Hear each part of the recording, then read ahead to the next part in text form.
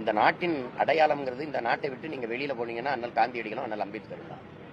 இந்த நாட்டை விட்டு வெளியில போனீங்க நீங்க வேணா பயணம் பண்ணி போய் வல்லபாய் பட்டேல்னு பேசி பாருங்க. ஏதாவது ஒரு நாட்டுல வல்லபாய் பட்டேல யாருக்கா தெரியுதான்னு, காந்தியை தெரியுதா, அண்ணல் அம்பேத்கரை தெரியுதா, அல்லது இந்த வல்லபாய் பட்டேலே தெரியுதா? அவருக்கு எதுக்கு 3000 கோடியில் அவ்வளவு பெரிய செலவு வச்சீங்க?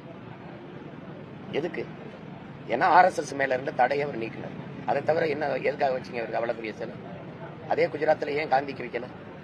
இதை நீங்க காந்தியை போட்டுறதா? மற்ற கட்சியை கேள்வி கேட்கறதுக்கு முன்னாடி நீங்க அதுக்கான நேர்மையை தகுதியை வச்சுக்கிட்டு பேசணும். வேற பொங்கல் பணம் தரணும்னு சொல்லி எடப்பாடி கூட 5000 ரூபாய் தரணும் அரசு சொல்லியிருக்காரு. இது பார்த்து நம்ம சொல்லிட்டோம். அவங்க ஆட்சியில் இருக்கும்போது 5000 கொடுக்கணும்னு திமுகவை சொல்வதும், திமுக எதிர்கட்சியா இருக்கும்போது அதிமுக 5000 கொடுக்கணும்னு சொல்வதும் இது வாடிக்கை. இது ஒரு தேசிய அவமானம். இதெல்லாம் ஒரு தேசிய அவமானம். குடிகளை ஒரு அவமானப்படுத்துறது தன்மான இழப்புன்னு நான் நினைக்கிறேன். நீங்க தமிழர்களுக்குன்னு இருக்கிற ஒரே ஒரு பண்டிகை, அவங்களோட தேசிய பண்டிகை பொங்கல் தான். காலம்புறா உழைக்கிறான், ஒரு ஆண்டு முழுக்க உழைக்கிறான். அந்த பண்டிகையை அவன் புடவை எடுத்து இது பண்ணி கரும்பு வாங்கி, காய்கறி வாங்கி, வெல்லம் வாங்கி, இது வாங்கி, அரிசி வாங்கி ஒரு மகிழ்ச்சியா கொண்டாட முடியாத வறுமையில இருக்கு. 1000 ரூபாய் பொங்கல் கொடுக்கணும், 5000 கொடுக்கணும், இலவச வேட்டி சேலை கொடுக்கணும், வெல்லம் கொடுக்கணும், அரிசி கொடுக்கணும், ஒரு மழை கரும்பு கொடுக்கணும், கூடவே ஒரு கயிறும் கொடுக்கணும், தூக்குல போய் தொங்கி சாகுறது. இது ஒரு ஆட்சி, இது ஒரு கேவலம். இலைய வச்ச நெல்ல வீதியில போட்டு முளைக்க விட்டு என்ன 1000 500 கொடுத்துருக்கு, 5000 கொடுத்துருக்க. ஒரு மாவட்டம் தோறும் சேமிப்பு கிடங்கு வச்சு அதை கொள்முதல் செஞ்சு பாதுகாக்க முடியாதா? இந்த அரிசி கொடுப்பு எங்க இருந்து கொண்டாருங்க? ஆந்திராவில இருந்து. ஏன் அரிசி என்னாச்சு? ஏன் நெல்லா விசாரிச்சு அரிசியா வராதா?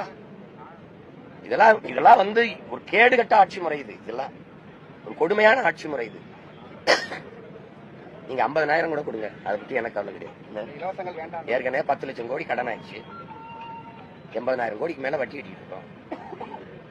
இதுல 5000 கொடு. எங்க இருந்து கொடுப்பீங்க? இன்னொரு 50,000 கோடி கடன் வாங்குறீங்க. இந்த கடனை எவன் கட்டுறது?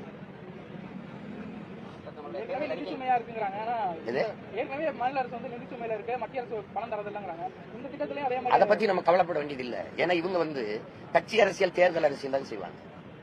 செய்தி அரசியல், விளம்பர அரசியல் தான் செய்வாங்க. இவங்க சேவை அரசியல், செயல் அரசியல் தெரியாது. மக்கள் அரசியலுக்கு வரமாட்டாங்க. அதனால கடனை வாங்கி வாங்கி அந்த நேரத்துல அந்த தேவையை இப்ப காசை கொடுத்து தேர்தல் வரும்போது அந்த வாக்கை வாங்கிட்டு பதவிக்கு வந்துருவாங்க. மறுபடியும் அடுத்த தேர்தலை எப்படி செய்யறது? குடும்ப தலைவிக்கு 1000 கொடுத்தோம், சரி இன்னொரு 500 கொடுத்தா அந்த வாக்கை நம்மளை தக்க வச்சுக்கலாம். இதைத்தான் சிந்திப்பாங்க. ஒரு தாயை ஒரு குடும்பத்தின் தலைவியை ஒரு நாளைக்கு 30 ரூபா கூட சம்பாதிக்க முடியாது. ஒரு இட்லியின் விலை 30 ரூபா. ஒரு இட்லிக்காக சம்பாதிக்க முடியாது. இந்த நாட்டை எவ்வளவு தூரத்துக்கு எடுத்துட்டு போவீங்க? நீ 180 லட்சம் 86 லட்சம் கோடி கடன் வந்துட்டு இந்தியாவுக்கு. இவன் 10 லட்சம் கோடி கடன் வந்துச்சு ஒரு மாநிலத்துக்கு.